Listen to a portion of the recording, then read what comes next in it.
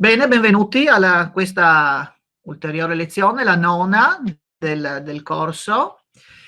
Tornando proprio ai discorsi che abbiamo intrapreso in questo periodo, ci stiamo avviando, diciamo, alla conclusione di questi interessantissimi 30 anni, diciamo 35 anni di vita della arcidiocesi vista naturalmente, o potremmo dire chiamata arcidiocesi attemsiana, tanto è vero che l'arcidiocesi che poi non tornerà più come l'ha conosciuta Attems nei suoi 22 anni di governo e nei primi anni di governo di Rodolfo Giuseppe Dedling, secondo arcivescovo. Quindi questo agglomerato enorme, appunto, che abbiamo visto andava fino addirittura a Cortina, con all'interno la diocesi di Lubiana, con tutte le richieste di autonomia, con tutti i problemi di lingua, di popolazioni diverse, eccetera, anche di presenza di vari stati, non solo naturalmente la contea in quanto tale di Gorizia, ma c'era anche lo stato gradiscano, eccetera. Quindi una eterogeneità complessa che Attems cercò di rendere in qualche modo omogenea attraverso il sinodo, però non compì definitivamente l'opera. E Rodolfo Giuseppe Dedling si trovò immerso nella situazione ancora più complessa. Subito dopo la morte di Attems c'è ancora il governo di Maria Teresa e del figlio correggente, però diciamola tutta, è alla fine dei conti il rapporto con Maria Teresa, che è fondamentale sia per Attems sia i primi anni di Edring, e poi succede la grande riforma giuseppinista che naturalmente provoca ciò che nel nostro territorio ha degli influssi di un certo tipo, naturalmente ha naturalmente una visione più globale rispetto a soltanto il nostro territorio, ma io mi focalizzo naturalmente sul nostro territorio. Quindi dal 1780, dal 29 di novembre, dicevo, della morte di Maria Teresa, la situazione si complica notevolmente e di lì a un brevissimo lasso di tempo finisce questa parabola che aveva resistito dal 1752. Vi dicevo proprio che probabilmente la politica religiosa dell'imperatore aveva avuto una influenza non secondaria nella vita dell'arcidiocesi. Infatti vi leggo dal libro che adesso mi avete detto, vi leggo qualche passaggio proprio sulla politica religiosa. Sarebbe un errore attribuire la tolleranza dell'imperatore in materia religiosa alla sua simpatia per gli ebrei ed i protestanti, o ancora all'indifferenza verso la religione cattolica. Forse si era espresso con un po' d'esagerazione, rispondendo ai rimproveri della madre che avrebbe dato la vita per portare al cattolicesimo tutti i suoi sudditi, ma non abbiamo alcun motivo per dubitare della sincerità del suo attaccamento alla fede dei padri. L'imperatore, per il quale l'unità era l'idea direttrice e la principale passione, non era certo meno dilaniato di Maria Teresa dalla crisi religiosa. L'idea della libertà religiosa era quasi altrettanto lontana dalla sua mente quanto l'idea della libertà politica. L'autonomia religiosa gli era altrettanto estranea quanto l'autonomia politica. Quindi soltanto queste considerazioni di ordine pratico lo condussero a mettere fine alla persecuzione, diciamo, dei non cattolici. Aveva bisogno di artigiani, di operai, di fabbricanti, voleva colonizzare le regioni spopolate della monarchia, voleva impedire l'immigrazione dei protestanti che dal tempo di Maria Teresa aveva assunto proporzioni sempre più allarmanti. Quindi mi pare che in poche righe sia delineato il pensiero chiave di Giuseppe II. L'interesse in pratica dello Stato pretendeva che cosa? Che non ci fossero esecuzioni di eretici, che ci si dimostrasse tolleranti e comprensivi nei loro confronti. E questo Giuseppe II si conformò con entusiasmo e non meno con fermezza su queste disposizioni. Del resto la sua riforma non comportava una vera e propria parità di diritti tra protestanti e cattolici. Se autorizzava la costruzione di un tempio in ogni comune, che comprendeva 100 famiglie, il tempio non doveva assomigliare ad una chiesa, non poteva avere né campanile né campane né portone principale sulla strada. La chiesa dominante rimaneva la chiesa cattolica. Però il principio di tolleranza era un principio chiave. E questo basava proprio tutta la sua parte della riforma. In pratica, anche dalla parte cattolica, naturalmente, come per il resto, ci dovevano rimanere in piena attività tutto ciò che era utile e che era necessario, quindi, cioè che tutto ciò che non serviva non aveva senso che permanesse. Quindi capite bene, come vi avevo già detto, che gli ordini prettamente religiosi di carattere contemplativo avevano una finalità che non interessava nella sua politica e nella sua visione. Per questa ragione determinati ordini religiosi sopravvissero e certi altri ordini religiosi non sopravvissero. Interessante, vi leggo appunto, vi leggerò oggi alcuni passaggi della sua visita a Gorizia, e proprio lui che entra, varca la clausura. Abbiamo detto infatti che Sua Maestà Apostolica aveva questa facoltà di varcare la clausura, e varcò la clausura delle Orsoline, e in quel frangente rassicurò la badessa che il convento sarebbe rimasto aperto.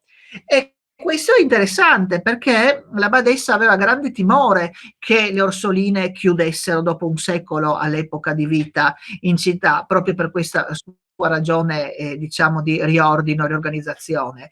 Ma lui disse: non abbiate timore, reverenda madre, voi resterete aperte. Ma c'era una ragione che non è secondaria. Cioè, cosa facevano le Orsoline? Le Orsoline avevano la vocazione della naturalmente educazione femminina, cioè dell'educazione delle ragazze, delle fanciulle. Quindi avevano una finalità che era l'educazione e la scuola. E quindi quegli ordini religiosi che si occupavano di queste attività certamente avevano il diritto di continuare a esercitare il loro carisma, ma perché erano utili alla causa, alla grande causa. E così nel contempo succede nel giro di poco tempo che tutto ciò che non aveva una finalità, un'autorità specifica, chiaramente si chiuse. Vi ho detto del grande scempio, diciamolo pure scempio, dell'annientamento e lo smantellamento del monastero e della chiesa del Monte Santo, che per 200 anni era diventato un centro religioso di assoluta rilevanza e importanza, con magnifiche, grandiosi altari laterali e magnifiche decorazioni, voluto dalla famiglia imperiale, che nel giro di un anno venne completamente smantellato e venduto, perché non aveva più la sua utilità e i religiosi dovevano andarsene a fare qualcos'altro. E così il convento delle Clarisse di Gorizia, che erano arrivate in città dopo la peste del 1623, nel 1632, da più di un secolo avevano stabilito la loro residenza in quello che oggi è il cosiddetto Museo Santa Chiara, e erano anche un numero importante di persone all'interno. C'erano circa una trentina tra coriste e clarisse vere e proprie.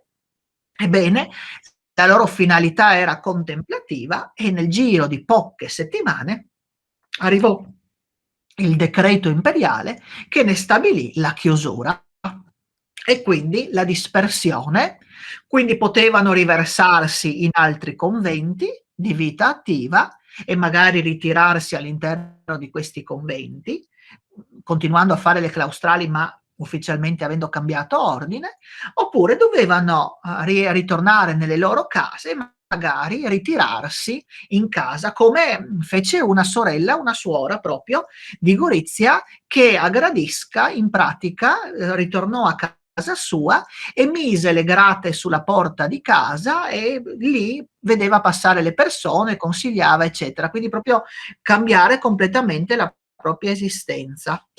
E tutto questo rientrava in questa serie di riorganizzazioni giuseppine, diciamo, come abbiamo visto da quelle breve righe di introduzioni molto chiare. E così, diciamolo pure, il Papa non si ritrovò molto d'accordo su questo sistema di procedere in maniera, eh, anche se vogliamo dire violenta, all'interno delle questioni ecclesiastiche. E si ritrovò anche lui a dover fronteggiare queste riforme. E così Pio VI decide, vi dicevo già, di partire per incontrare l'imperatore e poter parlare direttamente con lui di queste sue decisioni che si intromettevano all'interno degli affari prettamente della Chiesa ecclesiastici. E quindi Papa Pio VI, intraprese questo viaggio che dobbiamo immaginare assolutamente stancante, pesantissimo, in tutto il territorio da Roma fino a Vienna, quindi per tutto, poi entrando nei confini imperiali, passando per ogni paese, quindi un viaggio veramente faticosissimo che lo portò poi ad arrivare giustamente a Vienna e a incontrare l'imperatore in un incontro che portò a un nulla di fatto in pratica, perché l'imperatore continuò poi nella sua politica ancora più con ancora più forza, e siamo nel 1782 e la situazione è ancora tutta in piedi, se vogliamo. Nel giro di lì da 3-4 anni la situazione precipita e succede la grande confusione, diciamo, le grandi riforme giuseppine che portano poi alla fine di tutta una serie di ordini, di soppressioni di chiese, eccetera.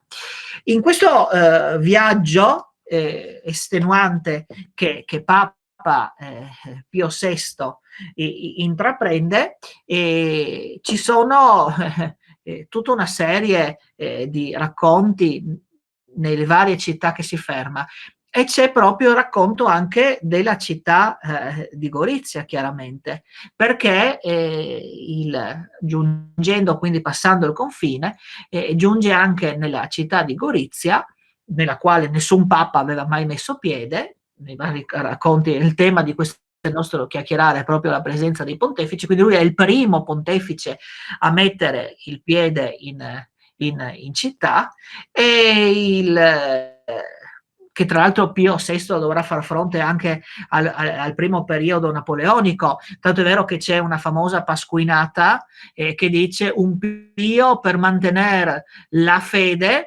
perse la sede, ed era lui Pio VI, e un Pio per mantenere la sede perse la fede, cioè il suo successore Pio VII, che la tradizione vuole presente l'autoincoronazione di Napoleone a imperatore. Quindi anche da questo punto di vista capiamo il significato, il valore di questa persona.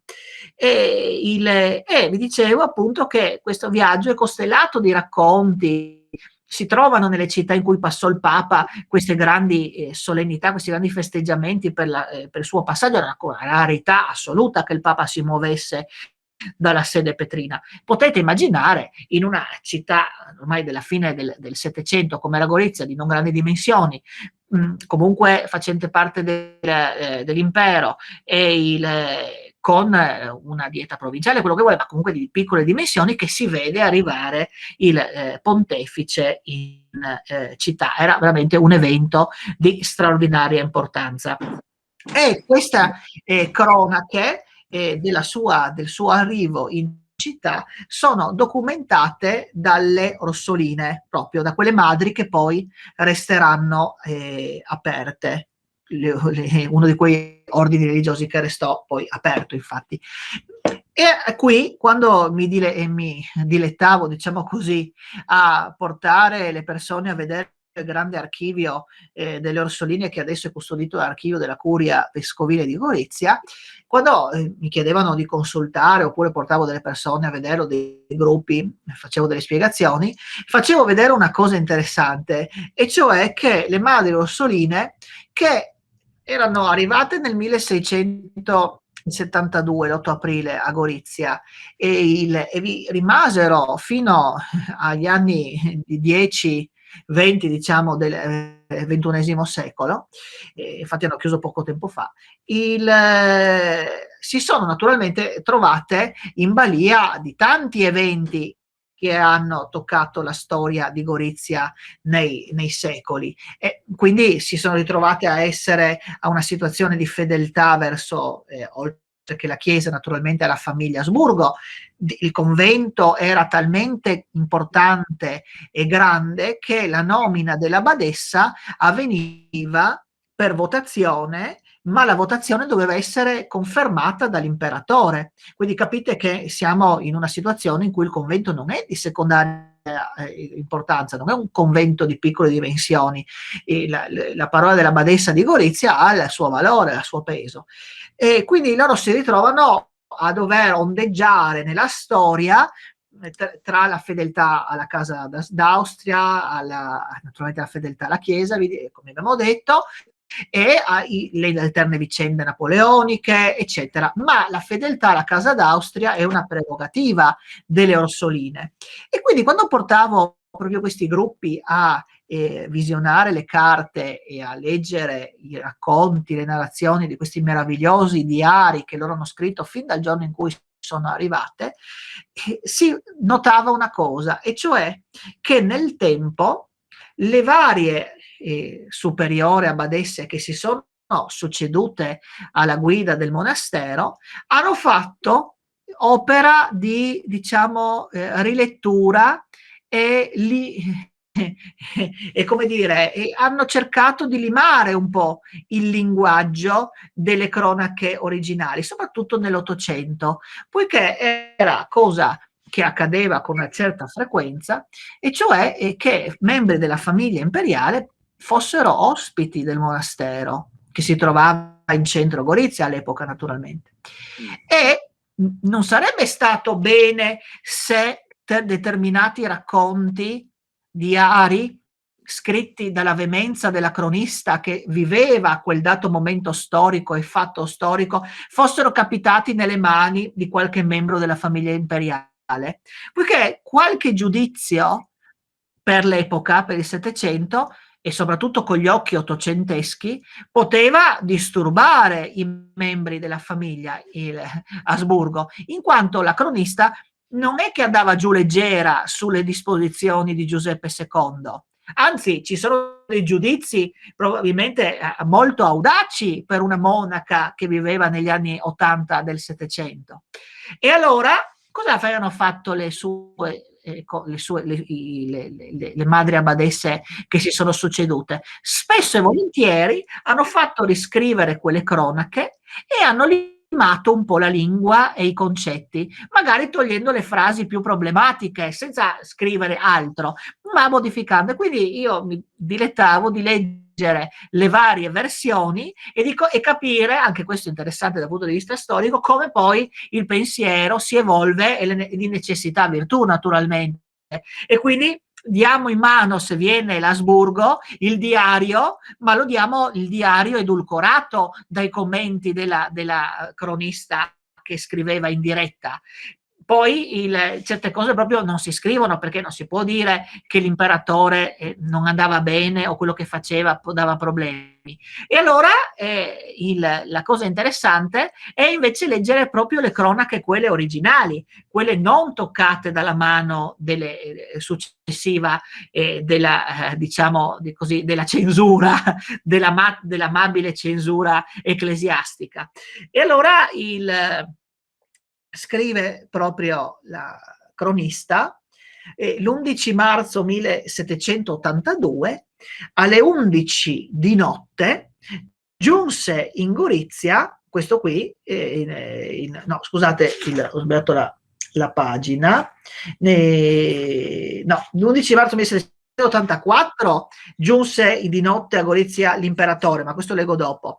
2 anni prima, il 14 marzo del 1782, giunse alle 2 dopo pranzo in Gorizia il sommo pontefice Pio VI ed alloggiò in casa del conte Federico de Lantieri nel palazzo di Schönhaus, scrive la cronista, e verso sera ammise al bacio del piede prima il militare, poi i religiosi ed infine le persone nobili e qualche persona più bassa. Diede poi la benedizione al popolo dalla finestra che d'ogni parte concorrevano. Al vederlo commosse tutti, talché il rimirarlo conciliava straordinaria venerazione in tutte le persone. La mattina seguente udì la Santa Messa in Duomo. Terminata quella alle ore 7, stando la carrozza apparecchiata fuori dalla chiesa, montò entro e seguitò il suo viaggio verso Vienna con i sacerdoti che condotto aveva seco il di lui confessore e 2 suoi cappellani.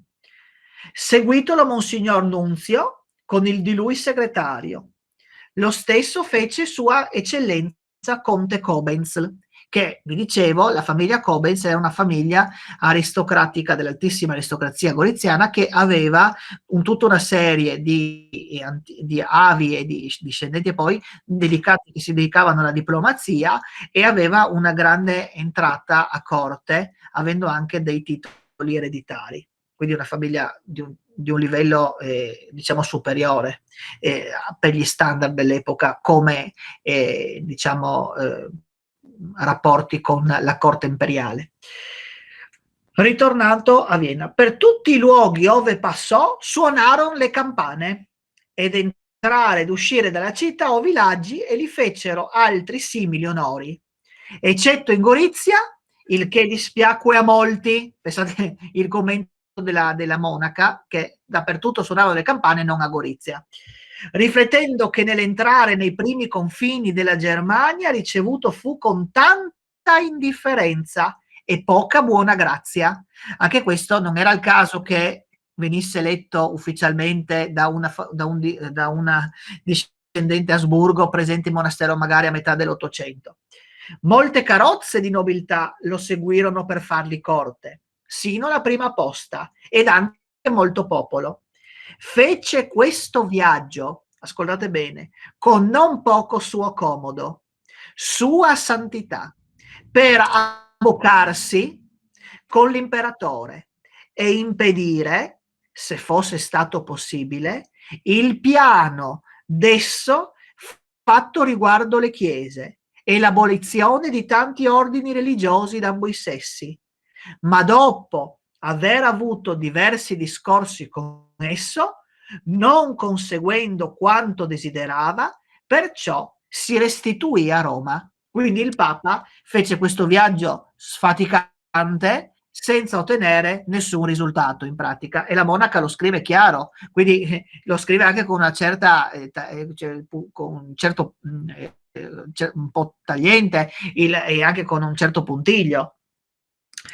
In tempo che il pontefice, e qui continua, fece il suo viaggio, fu rimandato quivi per altra strada il nostro arcivescovo, con proibizione di non cercar modo d'abbocarsi con il Papa, e ciò fu nella settimana di Passione, facendogli dire Sua Maestà che venisse a fare le sue funzioni a Gorizia, per il che inaspettatamente capitò la settimana santa e stette quivi sino l'anno 1784, questo l'arcivescovo Edling, e nel giugno li 21, per ordine espresso del nomato imperatore, andar dovete tosto a Roma, ne fece c'è più ritorno in patria, come si dirà.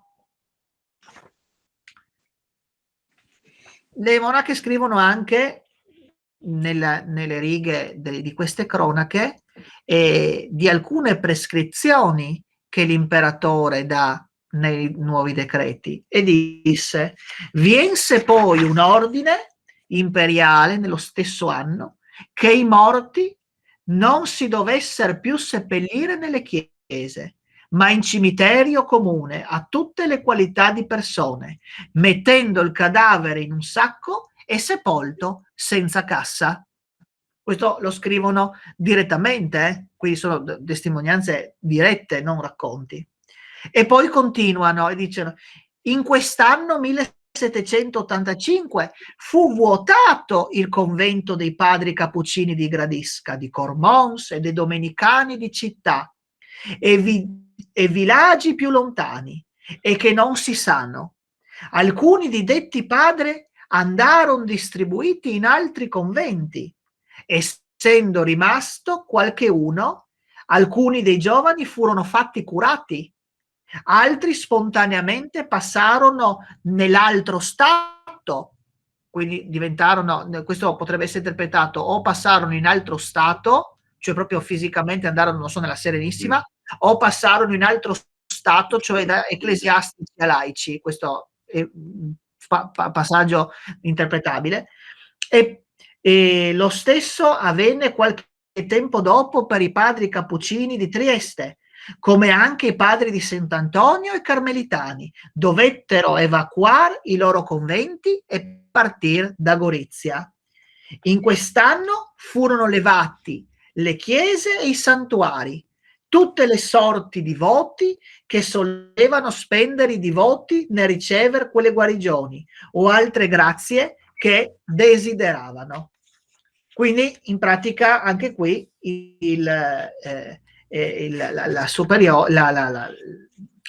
la cronista scrive nel dettaglio, interessante, ciò che avviene in diretta, quello che vede. E poi scrive anche, per quanto riguarda il convento di Santa Chiara delle Clarisse, alle 28 di Gennaro ebbero i commissari in monastero, quindi arrivarono i commissari dalle Clarisse, che avendoli letto il decreto sovrano, convocate tutte in refettorio, rimasero desolatissime e assai confuse, non sapendo a che partito prendersi, e tutta la città era in confusione per esse. Deplorando la loro disposizione, tosto si diede principio a inventariare quanto avevano, conducendo in monastero a tal effetto parecchi giorni persone idonee a stimar ogni cosa, sino lo speciale per la speceria, i sarti per i drappi da chiesa e così de tutto il rimanente. Erano 29 religiose, coriste 24, converse 5. Anche del monastero delle Clarisse, che viene smantellato sotto i decreti dell'imperatore, e purtroppo documentazione è rarissima e sappiamo le notizie più certe proprio dall'inventario presente nei diari delle Orsoline, oltre che a questi dati che vi ho dato appunto, che vi ho letto adesso. Quindi sappiamo che erano in numero di 29 più coriste più converse, quindi era un numero di oltre 30 persone presenti. E sappiamo anche da questo scritto che vennero completamente, venne venduto tutto, venne smantellato tutto, e come accadde per il Montesanto e gli altri conventi, come accade ad Aquileia per la chiesa parrocchiale, eccetera, si smantellò tutto e si vendette tutto, tanto è vero che se si voleva recuperare qualcosa, i curati, i vicari, eccetera, la stessa popolazione doveva ricomprare quello che in pratica era sempre stato suo, se vogliamo, per così dire. E quindi con anche grave situazione di ripercussione e anche di immagine stessa dell'imperatore, che costringeva la popolazione, per salvare il salvabile, a riacquistare quello che in fondo era stato comprato con i soldi della stessa popolazione, le donazioni eccetera, e che con le sue disposizioni doveva essere invece venduto, diventava automaticamente bene dello Stato. E così siamo anche nel momento in cui vengono dissolte tutte le confraternite. Questo discorso l'avevo già fatto, però siamo negli anni 1785-86, nel quale si chiudono tutte le confraternite, non ci sarà più tradizione di confraternite nel nostro territorio, ed era una tradizione consolidatissima. Se pensiamo che ci sono pergamene di statuti di statuti proprio di confraternite già nel 400, addirittura ci sono a Gorizia, nell'attuale sede della cattedrale, c'erano confraternite già del tempo medievale, già negli anni 60 del 300, con statuti pontifici, e che vengono smantellate e chiuse. Vengono chiusi gli storici cimiteri, come il cimitero accanto all'attuale cattedrale. Guardandola a destra c'era l'antico cimitero medievale, venne smantellato e chiuso perché si doveva procedere in altra maniera, si dovevano seppellire i morti in altro luogo fuori dalle città. Quindi c'è tutto questo, in pochissimo tempo accadono delle cose che hanno un peso e un valore di straordinaria importanza anche per le popolazioni locali, che si ritrovano a dover modificare continuamente le loro abitudini, le loro tradizioni eccetera, che vengono toccate in tutti i loro aspetti. Dalla cronaca abbiamo letto che Pio VI arriva in Gorizia, e la cosa che più diciamo, come dire, lo turba, se vogliamo dire così, è che ad accoglierlo non c'è l'arcivescovo. Vi dicevo che l'arcivescovo comunque era di nomina imperiale, così aveva stabilito Benedetto XIV con la bolla di erezione della diocesi, quindi il nome spettava all'imperatore, però non è a Gorizia quell'11 marzo. Il giorno prima è chiamato indietro da Giuseppe II, che lo chiama a Vienna, perché così lui non possa parlare con il Papa di quello che sta accadendo nel territorio. E quando giunge in Gorizia si trova accolto a casa dei Lantieri e assiste alla messa presieduta dai canonici della cattedrale, e i canonici che lo accolgono come si conviene al sommo pontefice. E qui, diciamo, tra leggenda e storia documentata, accade un fatto, e cioè il pontefice, siccome per dare un segno di benevolenza verso il capitolo del quale è stato accolto con affetto, anche senza l'arcivescovo, fa un atto di un'importanza e di un segno politico, se vogliamo, e cioè si leva la sua croce pettorale e la mette intorno al collo del preposito del capitolo, che indossa la croce, scusate, la medaglia col monogramma di Maria Teresa. Quindi da quel momento in poi i canonici di Gorizia avranno questo privilegio della croce pettorale, che gli è data direttamente dal Papa in persona, che questa croce viene messa sopra la medaglia di Maria Teresa. Quasi è una simbologia politica, se vogliamo, tra leggenda e storia questo. Comunque, da quel momento in avanti, quando poi la diocesi viene riformata, i canonici avranno la croce e sulla parte interna avranno il monogramma di Maria Teresa, in quasi una sorta di riunificazione pacifica dopo tutti gli avvenimenti che succederanno. Comunque, quel giorno, questo atto, diciamo, solenne che compie Pio VI nei confronti del capitolo è un segno che ha un peso specifico, e cioè vuol dire che lui si pone a sostegno della Chiesa goriziana, e se si pone a sostegno della Chiesa goriziana è chiaro che si pone contro le disposizioni dell'imperatore.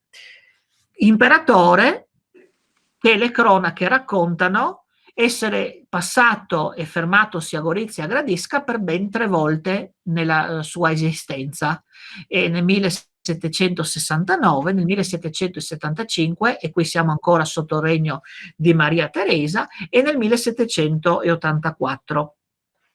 per un errore di copiatura qualche volta si dice 1782 per questo rapporto che c'era tra la visita del Papa e la visita dell'imperatore, che vengono a 2 anni di distanza esattamente. E anche su questa visita a Gorizia e poi a Gradisca ci vengono incontro le cronache sia delle Orsoline sia le cronache gradiscane, quelle tenute dal parroco, o meglio dal cronista e poi dal parroco successivamente. In cronache di una certa di importanza, se vogliamo, proprio perché sono la testimonianza diretta di ciò che sta accadendo. E anche qui le cronache delle Orsoline sono cariche di particolari che ci dicono come sia quel dato momento storico. Infatti scrivono che l'11 marzo 1784 alle 11 di notte, questo era quello che vi leggevo prima per errore, giunse in Gorizia Sua Maestà l'imperatore Giuseppe II, il quale era di ritorno dal viaggio fatto in Italia, essendo stato a Roma, aveva ricambiato l'incontro avuto con il Papa. Aveva viaggiato a Roma, Napoli e Milano. E si partì da qui il 12, cioè il giorno dopo di detto mese, alle ore 8. Nel tempo che si trattenne in città, visitò diversi luoghi pubblici, come ospitali, seminari, il castello, caserme e il monastero di Santa Chiara, ormai vuoto. Alle 13 venne sul mezzogiorno nel nostro e visitò le scuole esteriori, nelle quali a tale effetto si fecero fermare le scolare, ed avendolo ricevuto le religiose alla porta, nel ritorno delle scuole diverse, lo accompagnarono sino alla porta dell'orto, ove lo guardò con la camera comune, e poi ritorno fuori per lo stesso corridoio, ricusando d'andare altrove. Incamminando, l'imperatore dimandò alla superiora. Anche qui vi dicevo che le Orsoline spesso usano il discorso diretto, che rende anche, sembra di ascoltare la voce dell'imperatore. E dimandò alla superiora se avesse molte religiose, la quale rispose: no, non ne ho, ma buona parte sono vecchie ed impotenti, ed esservi penuria di maestre tedesche. Egli dimandò: vi sono candidate? A ciò rispose di non poterne essere stante la proibizione che si aveva di vestire. E qui ci sono questo botta e risposta che la cronista quasi indica che l'imperatore quasi quasi voglia portare sulla strada dell'errore, della risposta sbagliata la badessa, e cioè l'imperatore chiede: avete vestito nuove suore? E la badessa, che sa che questa risposta deve essere negativa per forza, risponde: no, non lo abbiamo fatto, proprio per la proibizione dei decreti che lei, che l'imperatore aveva scritto. Quindi leggendo si può cogliere che ci sia questa volontà di far cadere la badessa nello sbaglio, e quindi capite che certe cose non potevano essere passate inosservate alla lettrice ottocentesca che leggeva queste cronache originali, dove l'imperatore fa un po' la figura del cattivo, se vogliamo, della persona che è in malafede da questo punto di vista, e quindi bisognava cercare di togliere queste parti piuttosto imbarazzanti per il convento. E gli dimandò se vi sono candidate, e lei rispose che non ce n'erano perché non si potevano farne. Ed essa replicò, ed egli replicò, l'imperatore replicò, che se ne trovasse di abili per le scuole, ma solo per le scuole, potesse sicuramente vestire. Quindi va bene la vestizione di nuove suore, purché la vestizione sia legata all'insegnamento, non alla contemplazione. Quindi dovevano essere utili. Egli replicò che quando ne trovasse di abiti per scuole potesse sicuramente vestire.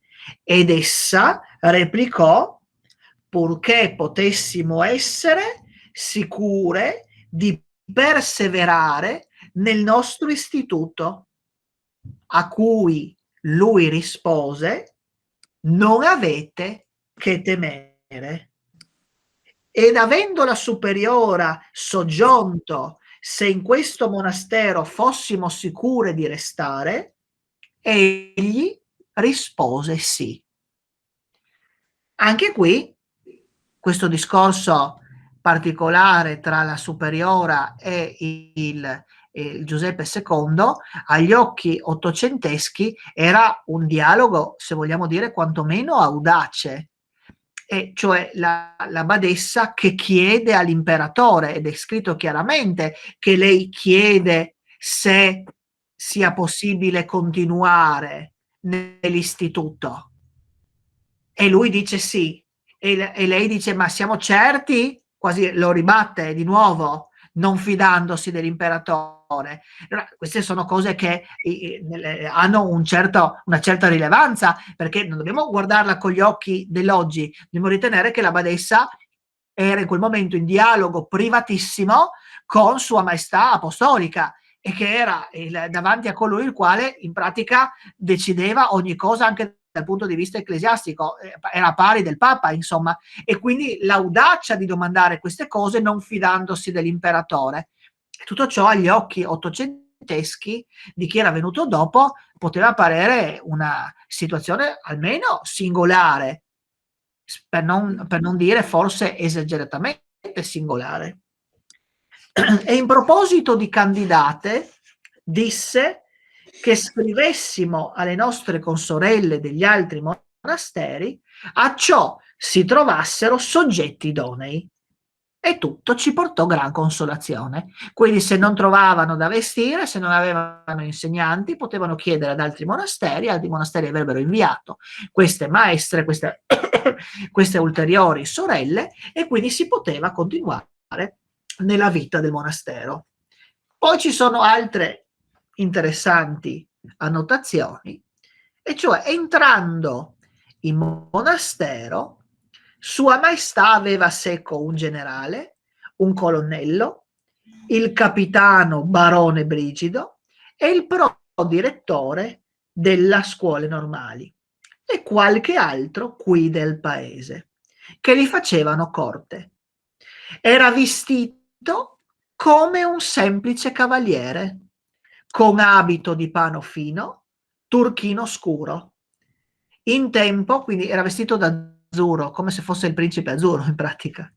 In tempo che si fermò a Gorizia, a diverse persone non fece accoglienza. Notiamo, a diverse persone non fece accoglienza. Quindi qua si dice il contrario. Di solito si dice chi ha incontrato l'imperatore. Qui dice non fece a diverse persone non fece accoglienza. Fra gli altri ancora al nostro arcivescovo Edling, il quale accolse con freddezza e licenziò con poco buon garbo, restando quegli non poco mortificato ed afflitto. In pratica l'imperatore tratta in maniera molto sgarbata e poco interessata a quello che ha da dire proprio il principe arcivescovo di Gorizia, e le monache scrivono queste espressioni, cioè lo licenziò con poco buon garbo, pensate che sottolineatura. Seguì poi che nel 21 mese di giugno 1784 dovette partire il nostro arcivescovo Edling e andare a Roma per abbandonare e rinunziare all'arcivescovado. Il sommo pontefice l'accolse con singolare amorevolezza e dopo un anno di sua dimora, ivi a Roma, per un nuovo ordine imperiale, partir dovette da Roma e andare in una città austriaca lontano da quivi. Finalmente determinato che fu che andasse a Lodi, come in esilio, e dopo tutto ciò la città di Gorizia restò senza arcivescovo e tutto rimase sospeso e confuso. Anche qui la cronista non lascia nulla al caso. L'arcivescovo è stato maltrattato in udienza dall'imperatore, è stato mandato via da Gorizia perché doveva essere chiuso l'arcidiocesi, doveva essere chiuso l'arcivescovado, è stato mandato dal Papa a Roma.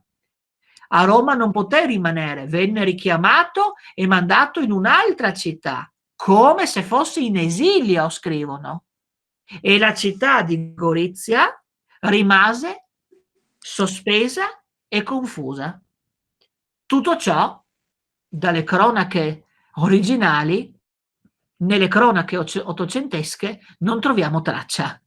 Tanto è vero che faccio la lettura tante volte dei due passaggi e c'è scritto solo: segui poi che il 21 di mese 1784 dovette partire l'arcivescovo Edling e andare a Roma per rinunziare all'arcivescovado. Chiuso, non si commenta nient'altro, anche perché sarebbe stato molto imbarazzante da parte delle sorelle se, come vi dicevo, qualcuno della famiglia imperiale prendeva in mano, poteva prendere in mano queste cronache e leggesse dei commenti così taglienti verso l'imperatore, Sua Maestà Apostolica.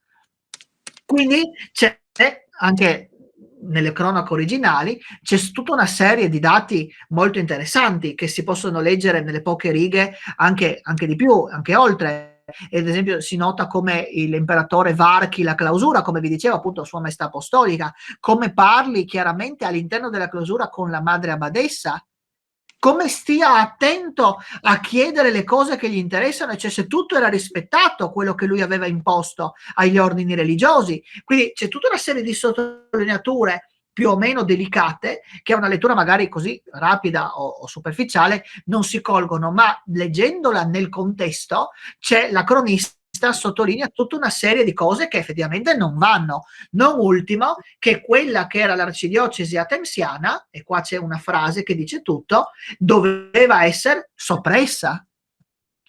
E la soppressione della diocesi si legge proprio nei passaggi riguardanti le cronache gradiscane della visita gradisca che lui farà il giorno dopo la partenza da Gorizia. Tanto è vero che il 14 maggio 1784 Giuseppe II visita Gradisca. Dopo aver visitato Gorizia, fa visita alle varie istituzioni cittadine ed ecclesiastiche gradiscane. L'11 di marzo già sparsa la nuova che doveva passare per il Mercaduzzo l'imperatore Giuseppe II, che ritornava dall'Italia per restituirsi in Germania. Quantità di popolo portossi sul Mercaduzzo per vedere il suo sovrano. Ma dopo aver aspettato indarno sino verso sera, si perdé la speranza di veder tal passaggio. La sera dello stesso giorno, alle ore 7:30, arrivò improvvisamente Cesare, scrivono, l'imperatore, al Mercaduzzo, ove smontato col generale Chinsci, suo compagno di viaggio, preceduto al piccolo lanternino, si portò a visitare il collegio militare, ove trovò questi ragazzi militari in numero di 48, già coricati in letto perché non si aspettava una tal venuta, quindi sorprende tutti con la sua presenza. Sparsasi la voce per Gradisca dell'imperatore, vi concorse tosto molto popolo nel detto collegio, che era la casa dei baroni lottieri. Prese l'imperatore le opportune informazioni di quel collegio, accettò diversi memoriali dei privati e dopo mezz'ora circa andò a piedi fuori di Gradisca per la stessa porta di Germania e, montato in carrozza che lo aspettava presso la cappelletta di San Giovanni Nepomuceno, proseguì il viaggio per Gorizia, ove per 2 giorni fu ospitato. La cosa che è interessante è che verso le ore 9, continuano a scrivere, ho adesso ho tagliato un pezzo, del 14 marzo, l'imperatore fece ritorno a Gradisca, avendo sempre nella carrozza con sé il principe Kinshi. Smontato dalla carrozza presso la spezieria Sticotti, fu ricevuto dal signor Giovanni Paolo, barone de Baselli, che era in pratica il commissario per gli affari civili ed ecclesiastici della contea, fratello del parroco di Gradisca, che era il barone Giuseppe Sigisfredo de Baselli. Fu ricevuto appunto da De Baselli, commissario circolare, che ebbe l'onore di servirlo nei suoi 2 giorni che si fermò in Gorizia, essendo malato il signor capitano circolare Alfonso di Porzia. Ivi posti a riceverlo i 2 eletti deputati gradiscani, il parroco, il pretore Sigismondo de Salamanca e molti altri. Si portò primieramente al detto collegio militare, ove osservò attentamente quei fanciulli militari schierati nel cortile in divisa turchina celeste e verde. Indi passò a visitare le scuole normali, poi andò alla chiesa parrocchiale, adorò per un poco il Santissimo Sagramento. Qui il parroco, presentato a Sua Maestà da suo fratello commissario circolare, osservò attentamente ogni cosa per tutta la chiesa, girando attorno lo sguardo. Dalla chiesa andò al palazzo Turiano, stiamo attenti a questi passaggi, quindi fece il giro delle caserme eccetera, entrò in chiesa, parlò col parroco, osservò la chiesa, osservò il palazzo Turiano, cioè il palazzo della Torre, quello che è attualmente è il municipio, dove c'era questo grande palazzo e c'è ancora adesso attaccato proprio il Duomo, volle vedere tutti gli appartamenti e disse essere una residenza più che sufficiente per un vescovo. Ecco qui. Quindi sta già pensando, ha già l'idea di sopprimere l'arcidiocesi di Gorizia e di formarne un'altra in altro modo. Entrò nella chiesa dei padri serviti, ove era la porta a tutti quei padri, chiese al priore quanti erano di famiglia, da cui ebbe risposta che erano 7, e anche questi nel 1785, l'anno dopo, furono soppressi e rimase uno solo a Gradisca, che continuò a fare praticamente il sacerdote. Si portò in seguito in castello, visitò entrambe le caserme e anche il fu arsenale. Ammirò dal castello la veduta della contea gradiscana. Il commissario circolare mostrò a un dì presso al sovrano i confini della contea, lo informò di diverse altre cose e parve che Sua Maestà restasse come sorpreso, dando a conoscere che era stato sinistramente informato di questa contea. Quindi qualche spia aveva detto che la contea di Gradisca non era così bene assortita, importante, bella come invece lo era. Sceso dal castello, ritornò in piazza parlando e chiedendo varie cose dal commissario circolare e deputati gradiscani che gli furono sempre al fianco. E adesso un particolare: si fermò alla finestra della ex clarissa signora Margherita Teresa Comelli, chiedendo come se la passasse. Una delle famose consorelle del convento delle Clarisse, che venne soppresso 2 anni prima e che si ritrovò a casa in pratica da dove era venuta. Camminò per tutta la piazza affollata dal popolo curioso di vedere il sovrano. Arrivato alla carrozza che lo aspettava vicino alla porta di Trieste, salutò con grande affabilità, diede al parroco 26 gigliati per i poveri e partì prendendo la strada per Trieste, per il territorio di Monfalcone. Aveva lasciati i gradiscani ripieni di consolazione e di fondate speranze di conseguire un qualche risorgimento. E così fu. Gradisca ebbe la sua diocesi.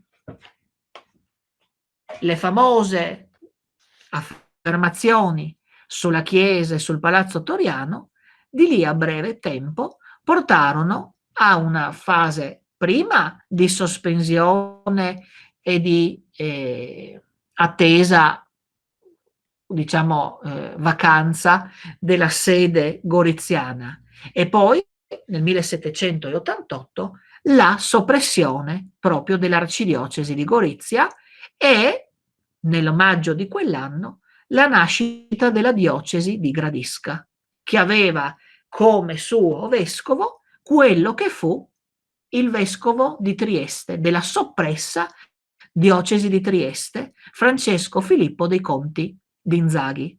Intanto Giuseppe Rodolfo Dedling era stato mandato, come avete sentito, a Lodi, dove poi morì nel 1804, quindi molti anni dopo. E il Francesco Filippo dei Conti d'Inzaghi, arcivescovo di Trieste, si vide vescovo di Gradisca, prese possesso della sede gradiscana un giorno solo, il 28 maggio appunto dell'anno successivo, 1789, ma trovandosi in grande difficoltà e incomodi per la sistemazione della sede, fece ritorno a Trieste da dove era arrivato e, capendo benissimo che questa formazione territoriale voluta da Giuseppe II non avrebbe portato da nessuna parte, attese un anno e mezzo e alla morte di Giuseppe II la diocesi di Gorizia venne riformata nuovamente e si ebbe nel 1791 la diocesi di Gorizia, ossia Gradisca. Bene? Bene, grazie. Quindi è da allora in poi che si chiama Arcidiocesi di Gorizia Gradisca. Esatto. Infatti la parabola brevissima, quei 3 anni e mezzo, se vogliamo, dal 1788 al 1792, in pratica, c'è la diocesi di Gradisca e il primus episcopus è Francesco Filippo dei Conti d'Inzaghi, che era vescovo di Trieste in pratica, e quindi lui si ritrova in mezzo, catapultato in questa situazione paradossale nella quale la sede gradiscana non ha neanche le strutture per poter pensare di raccogliere un capitolo, una sede episcopale, eccetera. Quindi lui arriva un giorno e il giorno stesso della presa di possesso ritorna a Trieste, sapendo bene che da lì a poco tutto sarebbe ritornato com'era.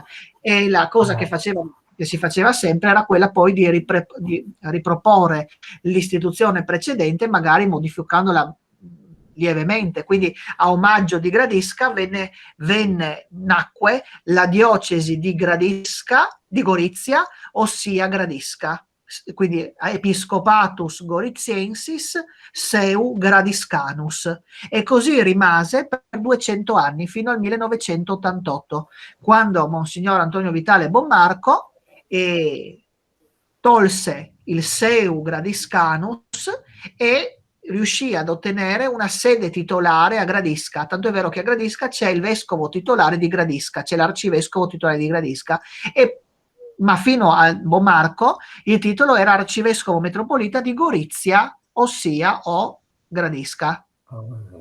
Questa è questa confusione che si crea in quei 4 anni in pratica del breve periodo di governo di Giuseppe II. Contea di Gorizia e Gradisca, invece la arcidiocesi di Gradisca, ossia, di Gorizia, ossia di Gradisca. Sì, perché non è la stessa cosa. Una è Gorizia e Gradisca, l'altra è di Gorizia, ossia di... Sì, Gorizia ossia Gradisca, esatto. Seu, infatti usano la terminologia Episcopatus Goriziensis, seu Gradiscanus, quindi ossia Gradisca. Capite il gioco? in pratica che sta alla cosa, sotto la cosa. Quindi sì, in questo periodo qua c'è questa confusione che provoca anche a molti la non chiarezza. Infatti no. da diocesi metropolita diventa diocesi senza suffraganee, perché la diocesi di Trieste è stata soppressa anche lei. Cioè, quindi in pratica Giuseppe II nel brevissimo arco di tempo modifica innanzitutto la diocesi di Trieste, è una diocesi antichissima, si fa risalire al IV secolo, e viene soppressa per 4 anni fin poi e con sul trono Francesco Filippo d'Inzaghi, che subisce anche lui questa trasformazione divenendo primo vescovo di Gradisca e non più neanche arcivescovo metropolita, ma solo vescovo. Questa questione poi della metropolia sarà una cosa che si porterà avanti ancora negli anni, tanto è vero che l'arcidiocesi di Gorizia tornerà di nuovo arcidiocesi metropolita nel 1831. Fino al 1831, del 1792, sarà diocesi di Gorizia, ossia Gradisca, senza nessuna diocesi suffraganea. Nel 1831 le cose torneranno parzialmente alla diocesi atemsiana di cui abbiamo parlato lungamente fino ad oggi. Sì, capite, sono cose un po'... Sì, capisco che sono cose non semplici, però spero di essere oggi, chiaro. mi scusi, chi è oggi il vescovo di Gradisca? Monsignor François Baquet, ex nunzio apostolico nei Paesi Bassi. È venuto qualche volta da noi? Sì, nel 1998 e nel 2015, mi pare. Grazie. Nel 98 ha preso proprio la cattedra. Com'è? Quello di Grado non è originario, il vescovo di Grado non è originario da Moimacco sì, adesso attualmente l'arcivescovo titolare di Grado è anche lui un nunzio ex nunzio apostolico, perché adesso è andato in pensione. Sì, ed è di origine infatti della montagna udinese, ed è Monsignor Causero, che ha compiuto 80 anni l'anno passato, quindi è in pensione anche lui da qualche tempo. E poi c'è l'arcivescovo anche di Aquileia, perché noi abbiamo 3 sedi titolari. No, non è della montagna, è di Moimacco. Sì. E noi abbiamo 3 sedi. Moimacco è vicino a Cividale. Abbiamo 3 sedi titolari: Aquileia, Grado e Gradisca. E abbiamo 3 sedi che i parroci hanno dei titoli legati alla sede. Quindi Aquileia e Grado, i parroci sono protonotari apostolici, soprannumerari, mentre il parroco di Cormons è prelato d'onore di Sua Santità sempre ad sedem, nel periodo in cui uno ricopre l'incarico. E diciamo che il più antico di questi titoli è Aquileia, risale al 1890, e Leone XIII aveva dato questa disposizione. Mentre a Grado risale a Giovanni XXIII del 1959, e invece precedente quello di Cormons e risale al 1931 come titolo, sempre per il fatto che il patriarca aveva sede anche a Cormons, quindi si è seguita questa tradizione delle sedi patriarcali. Saluti a tutti.